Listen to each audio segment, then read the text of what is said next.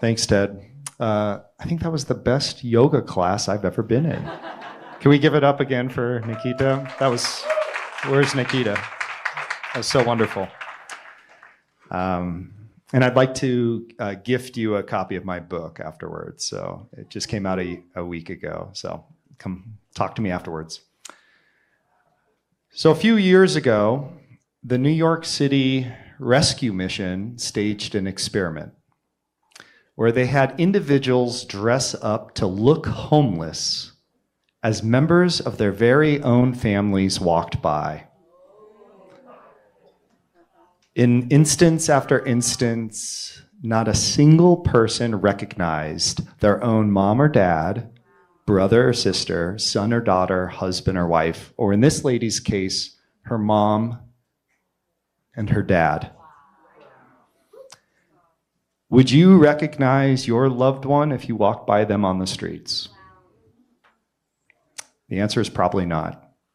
So neuroscientists at Princeton and Duke have found that the part of our brain that activates when we see a person compared to an inanimate object, that's called the medial prefrontal cortex. That part of the brain has been found not to respond when we see someone that we perceive to be in an extreme outgroup in our society, including people experiencing homelessness. Neurologically, we're processing our unhoused neighbors differently than we're processing someone who we don't perceive as homeless. So for 30 years, my uncle was one of those 600,000 Americans who sleep on the streets every night. But I never thought of Uncle Mark as a homeless man because he was just a beloved member of my family. He remembered every birthday. Every year he was on the streets, he sent me a birthday card, always signed with just his name. He never missed a birthday.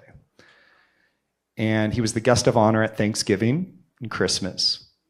And it wasn't until Uncle Mark passed away at the age of 50, found deceased in a transitional housing unit, that I started thinking, gosh, everyone I'm walking by, that is someone's son or daughter. That is someone's brother or sister. That is some kid's beloved uncle or aunt. And I had this question on my heart, which is, well, why do I, as a compassionate person, not see a person experiencing homelessness as a person to be loved? I see them as a problem to be solved. What would it take to see a person experiencing homelessness as a person to be loved, not a problem to be solved? So I was in church one day, Reality SF, the pastor said, who is Jesus? Let's go reality. Who is Jesus? And you had to answer that with some kind of art form, okay? I'm not an artist. I'm not a singer.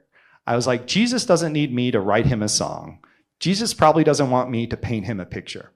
But I love using storytelling tools to help people share their humanity, right? Cat videos are fun, selfies are fun, but we can use these tools in a more humanifying way. So I got this question on my heart, which was simple. How would Jesus use a smartphone? How would Jesus use social media? How would Jesus use wearable camera? And whether you're a person of faith or not, how can we use storytelling tools to help people like my Uncle Mark share their stories? And so for 1 year, my answer to that was this. I invited 24 individuals experiencing homelessness to wear GoPro cameras around their chests and narrate their experience of what life is like on the streets. The basic premise was, hey, I just walked by you. You're still here. What's it like to be you? I watched dozens of hours of footage. It was heartbreaking. People constantly scorned, overlooked, dismissed, mostly just ignored. In one of the clips, though, I heard something that changed my life, and I want to share that with you. This quote, I never realized I was homeless when I lost my housing, only when I lost my family and friends. I never realized I was homeless when I lost my housing, only when I lost my family and friends. You know, it made sense to me. I thought this is intuitive, but I've never heard any service provider, any agency articulate this. So maybe I could just walk down the street, go up to everyone I see who's visibly homeless, and ask a simple question. Do you have any loved ones you'd like to reconnect to? That's how I met Jeffrey. He hadn't seen his family in 22 years. I sat down with him, invited him to record a short message to his niece, his nephew, his sister, and his dad. I went home that night, found a Facebook group connected to his hometown, posted the video there with a short note, and within 1 hour, a miracle happened. The video went viral. It made the local news that night as the leading story. Classmates started commenting, saying, hey, I went to high school with Jeffrey. I work in construction. Does he need a job? I work at the congressman's office. Does he need health care?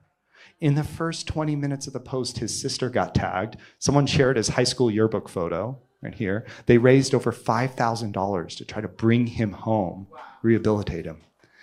First 20 minutes, his sister got tagged. We got on the phone the next day and she told me that Jeffrey had been a missing person for 12 years. Broad daylight, downtown San Francisco, a few days before Christmas.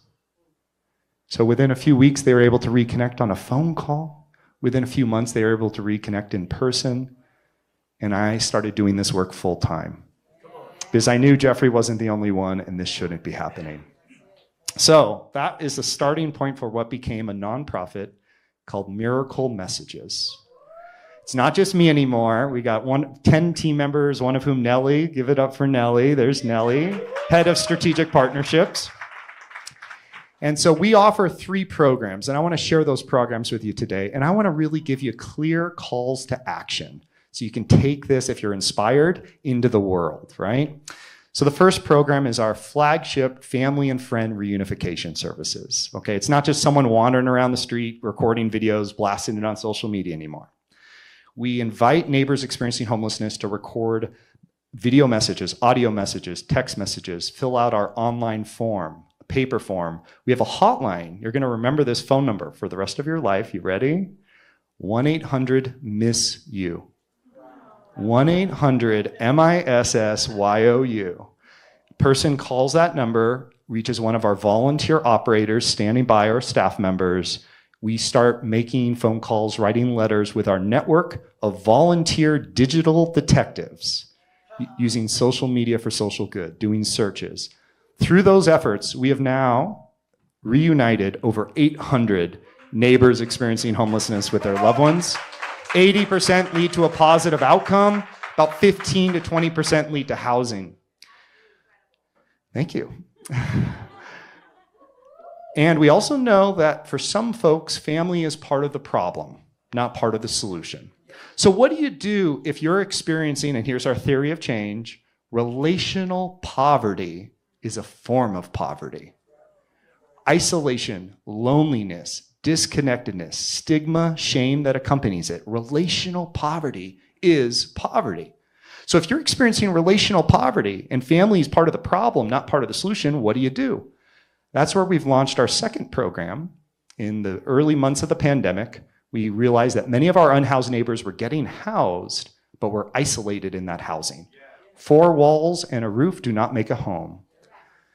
And so we created what became one of the first phone buddy programs for neighbors experiencing homelessness in the US, where we matched everyday volunteers, 30 minutes a week, phone calls, text messages, one-to-one, kind of like a big brothers, big sisters for our unhoused neighbors. That program right now has logged over 150,000 conversation minutes. Volunteers in the Middle East, Asia, Africa, US, Canada, Latin America, San Francisco, having weekly calls and texts. There's weekly support calls.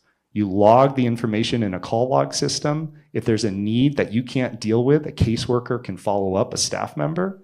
And right now, first call to action, we have more unhoused individuals who've raised their hand and said, I need a friend to talk to, than we have volunteers. We have a wait list of unhoused neighbors. So if you have 20 minutes, 30 minutes a week, we partner with DialPad. So we give you a phone number so you can use that phone number. Don't have to give out your device phone number. Miracle Friends is the name of the program, and it's at our website, miraclemessages.org. And finally, the most recent program. So once you become friends and you're in a relationship, you want to do something for each other. You want to help out. And we started hearing consistently from volunteers, I love this person. I trust them. I want to invest in their life. But it's very hard to be on equal footing if they don't know what they're going to eat tonight, if they don't have money to get back to work on Monday for gas. So is there a way we can give them money directly? And so we said, sure. So we raised $50,000, social media, picked 14 individuals from our Phone Buddy program to receive $500 a month for 6 months, no strings attached, in what became the first basic income pilot for unhoused individuals in the country. And here's the results. 66% secured housing. They use the money better than we could have used it for them. And so now what's going on next? I'm excited to share with you all today. We have a $2.1 million randomized control trial where we're working with researchers at USC and funders from google.org and other foundations to give out $750 a month for 1 year to over 100 individuals experiencing homelessness in San Francisco, Oakland, and Los Angeles. So that's our Miracle Money program. And I know I'm going to wrap it up, but I just want to share a couple things in closing. Our unhoused neighbors, problems to be solved or people to be loved? The choice that we make in answering this question is going to determine the solutions we come up with as a society. And if you're interested in getting involved, this work is really hard. We've made a lot of progress, but it requires a lot of experimentation and a lot of unrestricted resources. So a second call to action is if you're interested in investing in the work we're doing at Miracle Messages as a cost-effective, humane, and scalable approach to addressing homelessness, please take a look at our website. And finally, 1 week ago, I launched my book called When We Walk By, and it's everything I wish I knew about homelessness a decade ago. We talk about the intersectionality of all the broken systems that lead to homelessness, housing, criminal justice system, income inequality, but we also talk about the humanity breakdowns as well. Rugged individualism, where if in our society we have a notion of self-made man and woman, what does that mean if you're poor, let alone homeless? Are you self-failed as an individual? The paternalism that's in a lot of our service sector, the exclusion, and also the stigma. So this book is really meant to be a conversation with all of you. And if you are interested, I do have some copies. I'm happy to sign some. It's $20 a copy. If that's a barrier, I'm happy to gift you a copy.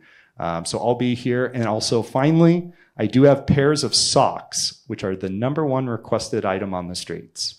So finally, in closing, I'm just going to do a little quick show of hands, 2 quick questions to close.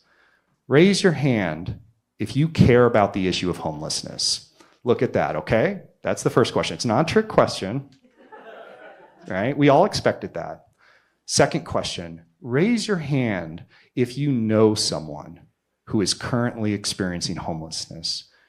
And this is a testament to the group we're in, because this is the first time I've ever asked this where it's ever been more than 5% of people that raise their hand. And to me, that is part of the issue. It's not meant to shame. It's if we don't know them as neighbors, it's an us versus them dichotomy we'll never get past. So I just invite all of you, whether it's through Miracle Friends, Miracle Messages, local service groups, get to know an unhoused neighbor, as the brother or sister, son or daughter, aunt or uncle that they are. So thank you so much. This is beautiful. Thank you so much.